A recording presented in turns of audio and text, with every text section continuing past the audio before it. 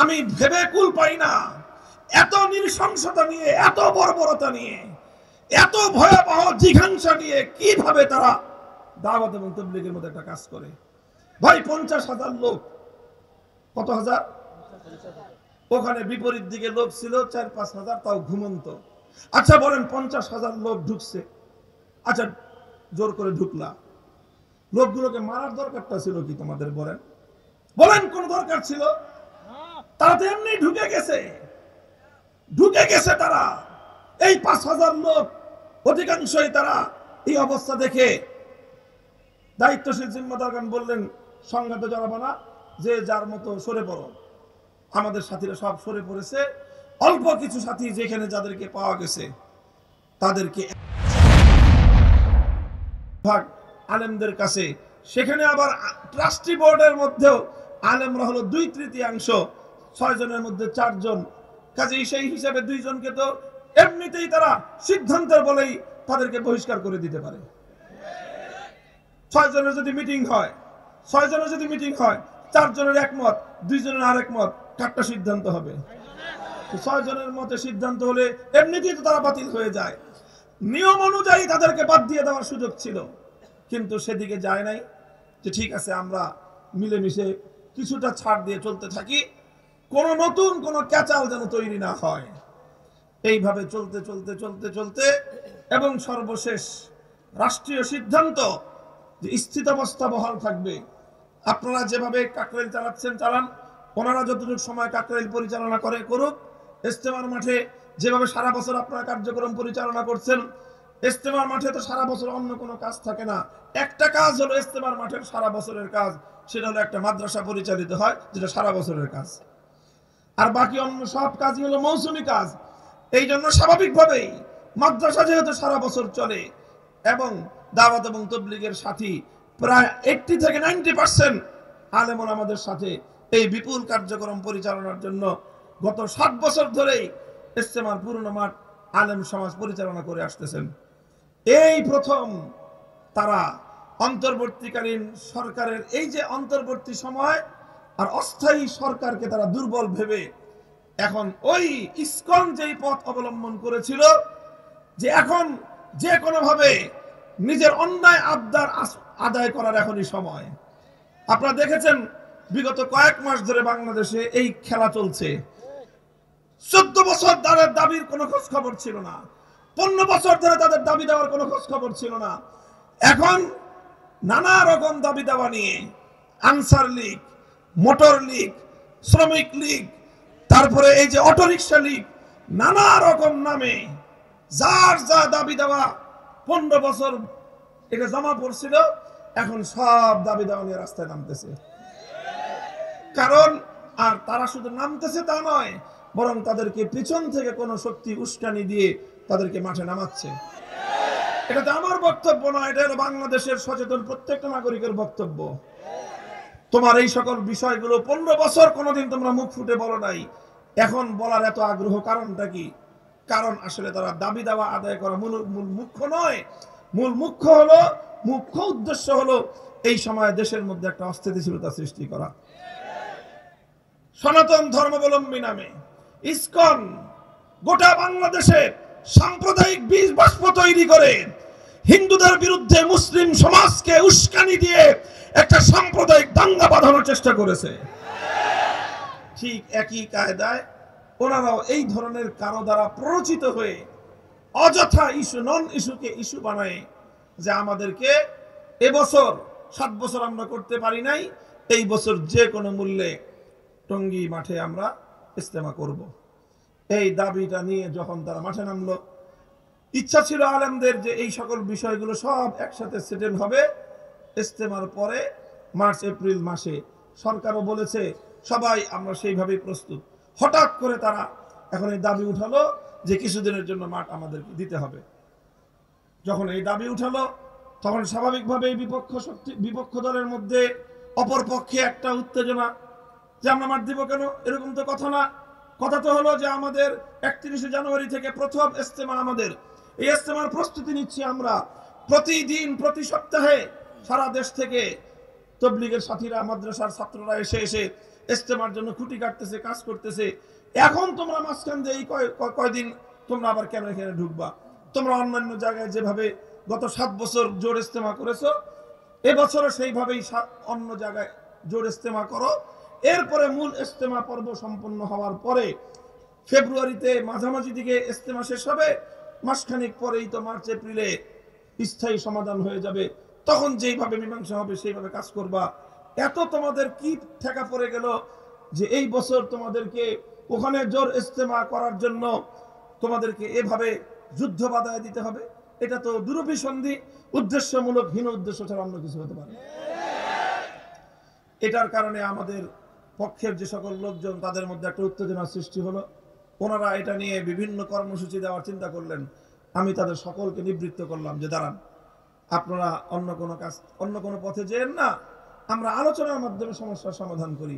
আমি নিজে ব্যক্তিগতভাবে উদ্যোগ নিলাম এবং সাতপন্থীদের, ওনাদের যারা দায়িত্বশীল তাদের সঙ্গে যোগাযোগ করলাম। নিজে অগ্রসর হয়ে তাদের সঙ্গে যোগাযোগ করে তাদের সঙ্গে বসলাম। তাদের কাছে গিয়ে, তাদের বাড়িতে গিয়ে তাদের সঙ্গে বসলাম। বসে তাদেরকে রিকোয়েস্ট করলাম, অনুরোধ করলাম যে দেখেন, একটা মীমাংসার দিকে যেহেতু যাচ্ছে পূর্ণ বিষয়টা, হঠাৎ এখন একটা ছোট্ট বিষয়কে এভাবে গুরুত্ব দিয়ে এটাকে ফলাও করে সংঘাতের পরিস্থিতি তৈরি করবেন না। তাহলে দেখা যাবে যে আসলে সবকিছু নিয়ে একটা ঝামেলা লাগবে, আর এপ্রিল মাস পর্যন্ত যে একটা স্থায়ী সমাধান হওয়ার কথা, সেই সমাধানটা বিপন্ন হয়ে যাবে। আপনি এটা করেন না। রিকোয়েস্ট করলাম, অনুরোধ করলাম, আন্তরিক পরিবেশে তাদের সঙ্গে কথাবার্তা হলো। তারা সিদ্ধান্ত দিলেন না, বললেন যে আমাদের মুরব্বীদের সাথে আলোচনা করে সিদ্ধান্ত নিতে হবে। ঠিক আছে, যান, মুরব্বীদের সঙ্গে আলোচনা করেন। এরপরে তাদের পক্ষ থেকে নানাভাবে যে বার্তা পেলাম আমরা, যে কোনো মূল্যে তারা এখানে জোর ইজতেমা করবেই। শুধু তাই নয়, মীমাংসিত ইস্যু যেগুলো, সেই ইস্যুগুলোতেও 7 বছর যেইভাবে চলে আসছে, এবছরের ইজতেমাটা অন্তত সেভাবে চলার পরে স্থায়ী সমাধান হবে, এটা সিদ্ধান্ত হয়ে গেছে। সেই বিষয়ে একটার পরে একটা তারা বলতেছে যে এই বছরের ইজতেমাতেই এটা করতে হবে, এটা করতে হবে, এটা না করলে আমরা এই করে ফেলবো, সেই করে ফেলবো। এইভাবে উপর্যুপরি তারা হুমকি ধমকি দিতে লাগলো।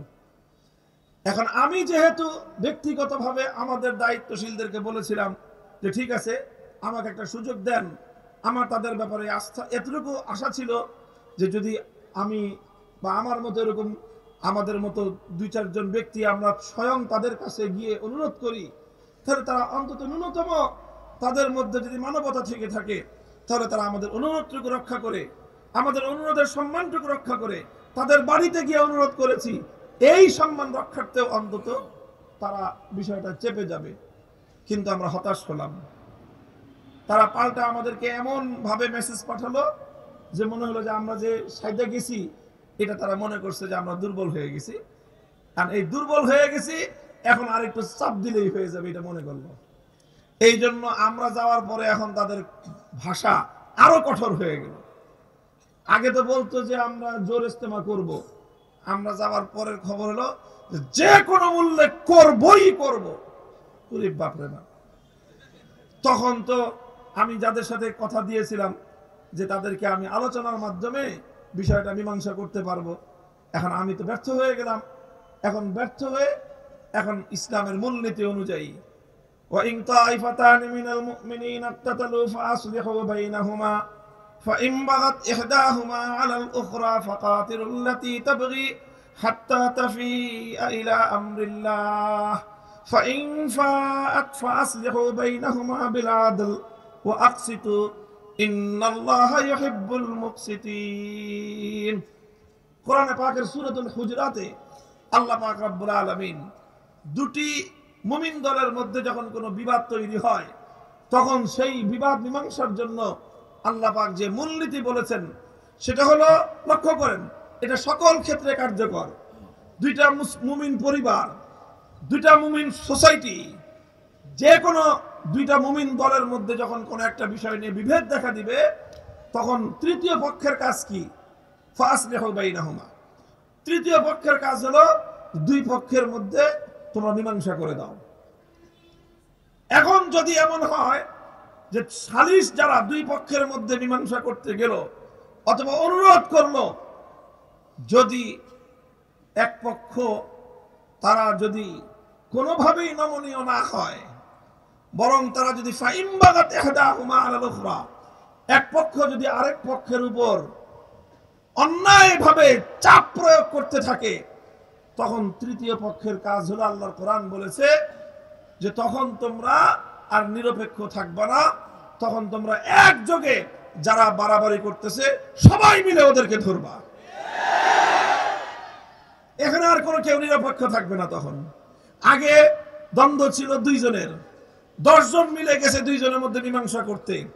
এখন যার কারণে মীমাংসা বাধাগ্রস্ত হবে 10 জন তার বিপক্ষে অংশ নিবে। এখন আগে ছিল একজনের সঙ্গে বিরোধ, এখন হবে 11 জনের সঙ্গে বিরোধ। তুই আগে একজনের সাথে বিরোধ করেছিস, এবার আয় আমরা 10 জন সহ তার সাথে যোগ দিলাম। এই মূলনীতির আলোকে যখন তারা এই বিষয়টাকে এভাবেই অমানবিকভাবে আমাদেরকে শূন্য হাতে ফিরিয়ে দিল, তখন আমরা আমাদের দায়িত্বের জায়গা থেকে, আমার অঙ্গীকারের প্রেক্ষিতে তখন বললাম যে ঠিক আছে, তোমরা যেহেতু গায়ের জোরে দখল করতে চাও, আমরাও বললাম যে ইজতেমার মাঠে যেহেতু আমরা সিদ্ধান্তের আলোকে আছি, আমরা আছি, আমরা থাকবো। কেউ যদি পারে তাহলে আমাদেরকে দেখে উৎখাত করুক। আমাদের সেই দিনের বক্তব্যে আমার কথা এতটুকুই ছিল।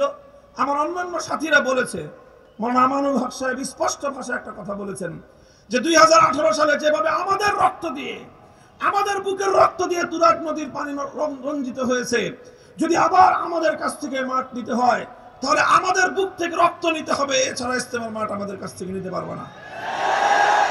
ওনার বক্তব্যটা অত্যন্ত পরিষ্কার ছিল যে আমরা মার খাবো কিন্তু আমরা আঘাত করব না, আমরা আঘাত সহ্য করব, আঘাত করব না, আমরা জুলুম সহ্য করব, জুলুম করব না। এই যে আমাদের কথা ছিল, গত রাতে তারা সেটাকে অক্ষরে অক্ষরে বাস্তবায়িত করেছে। আমি ভেবে কুল পাই না, এত নৃশংসতা নিয়ে, এত বর্বরতা নিয়ে, এত ভয়াবহ জিঘাংসা নিয়ে কিভাবে তারা দাওয়াত এবং তাবলীগের মধ্যে একটা কাজ করে। ভাই 50,000 লোক, কত হাজার? ওখানে বিপরীত দিকে লোক ছিল 4-5 হাজার, তাও ঘুমন্ত। আচ্ছা বলেন 50,000 লোক ঢুকছে, আচ্ছা জোর করে ঢুকলা, লোকগুলোকে মারার দরকারটা ছিল কি তোমাদের? বলেন বলেন কোন দরকার ছিল? তারা তো এমনি ঢুকে গেছে তারা। এই 5,000 লোক অধিকাংশই তারা এই অবস্থা দেখে দায়িত্বশীল জিম্মাদারগণ বললেন, সংঘাতে জড়াবো না, যে যার মতো সরে পড়ো।